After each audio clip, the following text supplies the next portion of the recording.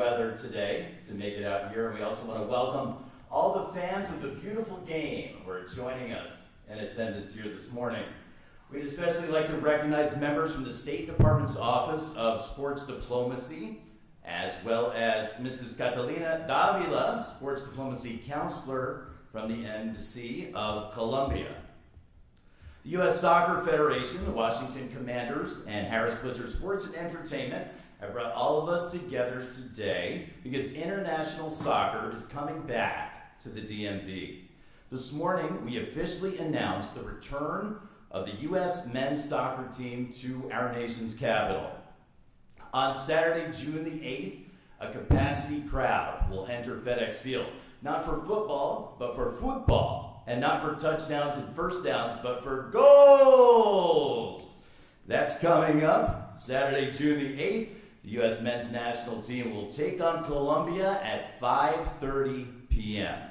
This international challenge is part of the buildup, as we know, for both teams to this summer's Copa America. And this momentous occasion not only marks the first time the U.S. men's national team will be playing in the DMV since 2019, but it also marks the first time the men's side is playing at FedEx Field since 2012.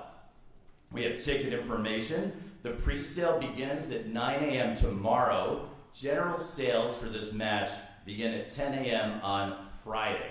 Pre-sale for tickets 9 a.m. tomorrow. General sales at 10 a.m. on Friday.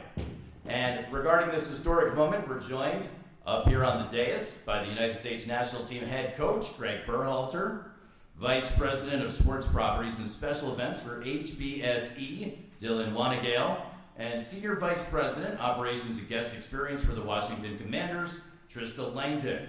We'll now turn it over to Dylan Wanagale. Thank you, Mark. On behalf of Josh Harris and David Blitzer and the Harris Blitzer Sports and Entertainment Leadership Team, as well as the incredible ownership group of the Washington Commanders, we are honored, very honored, to have been selected by the United States Soccer Federation to host this upcoming friendly against Colombia at FedEx Field on Saturday, June 8th. We would also like to thank the entire team at U.S. Soccer, including President Cindy Parlow-Cohn, CEO J.T. Batson, Head Coach Greg Berhalter, and their entire staffs who made this all possible. We are truly and sincerely grateful for this opportunity.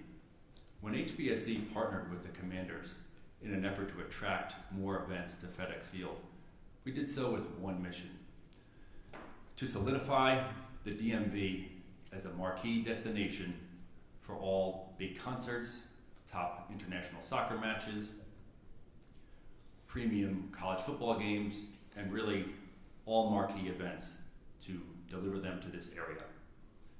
Today's announcement is a reflection of the work we've already done and are continuing to do to deliver on that vision. The beautiful game of soccer continues to thrive in our country with the upcoming Copa America and the 2026 FIFA World Cup hosting games on U.S. soil. The addition of this friendly at FedEx Field is proof the DMV is ready to build upon an already rich tradition of hosting top soccer matches. In addition to previously hosting such iconic international clubs as Manchester United, Real Madrid, FC Barcelona, Juventus, Chelsea FC, Inter Milan, and many others, FedEx Field has already had the good fortune of hosting some memorable moments with U.S. soccer. In 1999, the U.S. women's national team defeated Germany 3-2 in a FIFA World Cup quarterfinal match en route to their historic FIFA World Cup championship that year. For the most recent men's national team visit in 2012 against five-time World Cup champion Brazil, that event was witnessed by nearly 68,000 people. Now we prepare for the privilege of hosting the U.S.-Colombia match, and we have no doubt, in partnership with U.S. Soccer, we will help make this event a huge success. It's going to be a tremendous summer at FedEx Field, and today's announcement demonstrates our commitment to delivering to this amazing market. We'll see everyone on Saturday, June 8th. Thank you. Thank you, Dylan. Now we're going to hear from the only individual to rep the United States at the World Cup as a player and a coach. He coached the youngest side in 2022 with his sixth season as the U.S. men's national team head coach, Greg Berhalter. Thank you, Mark. You stole a number of my data PowerPoints, by the way, from the U.S. history in Washington, D.C. area, so I'm going to have to skip over that. But I'd first like to thank the Harris Blitzer Sports and Entertainment Group for hosting us and partnering with us on this great event. Thank the Washington Commanders for sharing their space with us. Thank you very much. The D.C. area has a rich tradition in soccer, whether that's hosting the U.S. national team for over 26 games. This will be the 27th game we've played there. The U.S. women's national team in big events, but also the history with D.C. United winning early days in Major League Soccer, hosting huge international events, whether that's Man United or other top world soccer teams in the area. So there's no scarcity of world-class soccer in the D.C. area. We're looking forward to playing here. Looking forward for our preparations to Copa America. Colombia is a team that is a formidable opponent, 19 games unbeaten, third in World Cup qualifying in South America, so it's going to be a very difficult opponent for us, but one we're looking forward to playing. And overall, I think giving the area a chance to see our young group. This is a team that's diverse, a lot of different personalities. We're excited for the world, for the U.S. to get to know our team on a deeper level.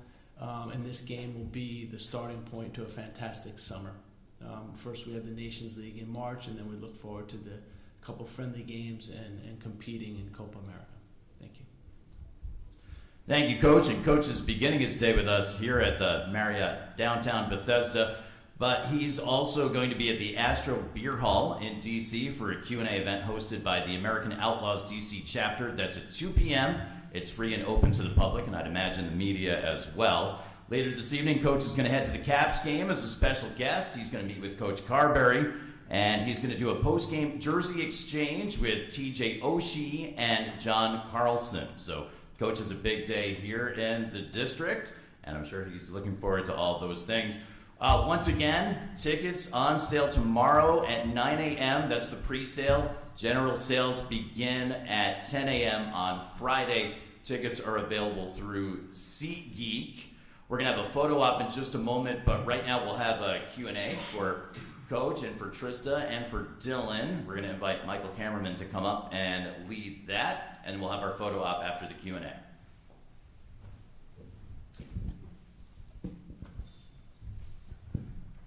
Thanks, Dylan. Appreciate it. As a native of Laurel, Maryland, I'm excited to be back here as well. They did mention about Greg and the 3 times that he's played here. Also, it mentioned in 1999 when we beat Argentina. So still one of the signature wins in U.S. soccer history. If you have questions, we'd ask you to please raise your hand. We do have wireless microphones, and we'll begin and get started with your questions. Thank you, Michael. Juan Merlano, Caracol TV from Colombia. I wanted you, if possible, walk us through what was the decision-making process. Why did you choose Colombia for this match? And Coach Berhalter, what do you think in terms of competition? Why is good a team as Colombia to preparation for the U.S. national soccer team? And if you have any specific player from the Colombian national team that you are focused on, I don't know if Luis Diaz, James Rodriguez. The reason why we want to play Colombia is because they're one of the best teams in the world right now. And looking for preparations specifically in Copa America, we think this will be a great preparation game. We've seen a team that went from disappointment to now flourishing, and it's going to be a good challenge for us. Specifically, I would probably point out Luis Diaz, fantastic player. He's actually a player that we looked at when I was at Columbus Crew, when he was playing in Colombia, and obviously following him since then, and to see him performing at one of the world's biggest clubs and performing at a really high level has been really nice to see. But overall, Colombia, very athletic team, very technically skilled team, is going to be a good challenge for us as we prepare for Copa America.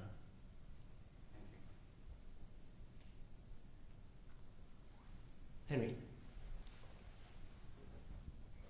Henry Bushnell with Yahoo Sports. Greg, can you give us a sense of how this fits into the broader plan of this June, and what in addition to this game, what you guys are hoping to do to prepare for Copa America, and what the preparation will even look like leading up to this game? Yeah, I think in general, if we work back from the World Cup, what we want to do is play the highest level opponents we possibly can in friendly games, and we want to get the most possible experience we can in knockout games. So, this checks the box as being a high level opponent. And then we get Copa America, we get Nations League in March to prepare us in knockout competition and against good opponents. So the idea is going into the World Cup in 2026, the group is confident. The group has been through both playing the top teams and experiencing knockout competition, hopefully winning in knockout competition. And that's how the plan works, basically working back from the World Cup. Specifically in this tournament, we want to get together, train for about a 10-day period, play 2 friendly games, and then get ready for a great competition in Copa America. I'll just mention as we continue, Greg did 26 times the U.S. men's national team has played in the DMV area. That's the most of any city in the United States. Stephen Goff. Greg, the timing of this game, obviously before a big tournament, at the end of European seasons, how do you want to weigh giving guys necessary breaks after a long campaign, and then also considering MLS guys in the middle of a season, how do you think that will work for you as you select a roster? Yeah, the idea is to give every player that's coming from Europe a week off right after their season. Some seasons end, I think, on the 18th is the earliest, so they'll have a week off from there. They'll join us after that. The guys who end the week after that will still have that week, join us beginning of June, prepare for a week, and then play against Colombia. We'll have another 3 days in between, and then we'll play our second friendly. Then we'll have a couple of days off, and then we'll get into camp for Copa America. But the idea of this tournament, is we want to do well. And, to do well, we have to be together. We have to invest the time.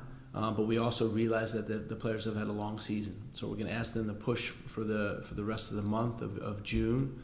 After that, they'll get some time off, and just being aware of the training loads and everything like that to accommodate, the long season in their legs.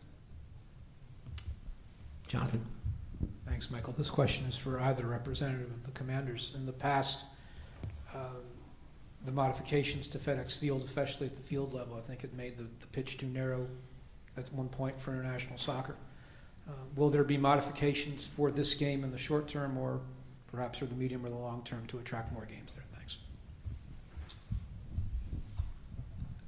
We are able to supply a FIFA-regulated field with removal of some seating locations. So we plan to do that for these games and continue to do that so we can attract these big competitive soccer games. So we'll be ready, and we'll be able to meet the regulation field pitch size. Donald.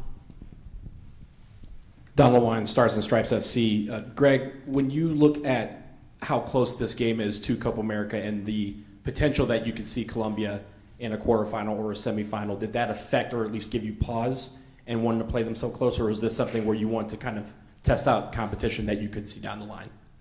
Yeah, it's a little bit of both. I think if you have the opportunity to play Colombia, you're going to take it, and even though you have a chance to play them potentially in the next round. We looked at it 2 ways, is that, first of all, we're playing a high-level opponent. It's not guaranteed we're going to play them in the next round, so we'll take that chance. And the second thing is getting information when we play them. We'll be able to use this friendly to gain information that if we do play them, we're even better prepared.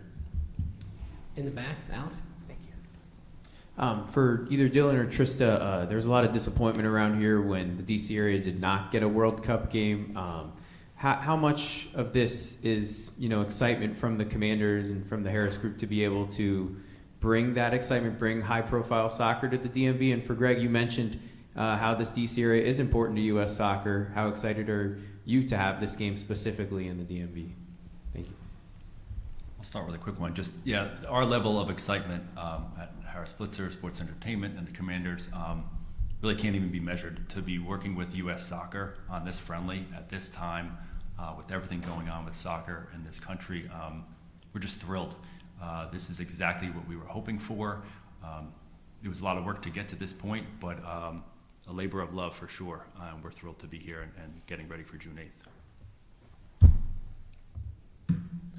You know, it's an incredible fan base here, incredible history of soccer here. I remember personally playing in a lot of big games in the DC area, thinking about the fans showing up, thinking about the stadium rocking. You know, it's going to be the same at FedEx Field, and you know, it produces a great atmosphere at FedEx Field, so we know that it's going to be loud, it's going to be intense, and that's what you want in these international games. But really pleased to be able to bring the team back here and play in the DC area. Craig. Craig Hoffman, the Team 980 here in DC. To follow up on Alex's question, can you take us inside some of the work that has happened at FedEx Field, either Dylan or Trista, and then Greg, kind of what you guys needed to see, because with all that history in DC, you haven't been here at FedEx since 2012. So what kind of hurdles needed to be cleared in order to actually say, like, yeah, we're ready to return? We continue to, you know, strive to do work around the stadium, as well as just improvement in the overall experience at the stadium for our fans. Some of the targeted investments that have been made by Josh Harris and the group will be really on display after this next off season. Some will be complete prior to the match. I'm not going to probably say what those are at this moment. But again, we've worked really hard just to make this an experience for talented teams and matches like this, and our fans to continue to bring these great events back to FedEx Field. So I won't say there was a lot of hurdles on our end to make us ready for this game. We'll continue to make these improvements, and we'll be ready to host these events on a regular basis. So. And very similar for us. You know, we know the DC area is very steeped in tradition in soccer, and for us, it's about the condition of the grass. You know, we know it's going to be in top condition. We know it's regulation field, so for us, that's good enough. And then to add the fans in there and get the crowd in the stadium, it's a perfect night. Well, thanks to Dylan, Greg, and Tristan, and also Mark for hosting today. We are going to do a photo op here right at the end, and then for our friends with the video cameras, we'll do a scrum in the back and take additional one-on-one questions. Thanks for joining. Have a good afternoon. Thank you.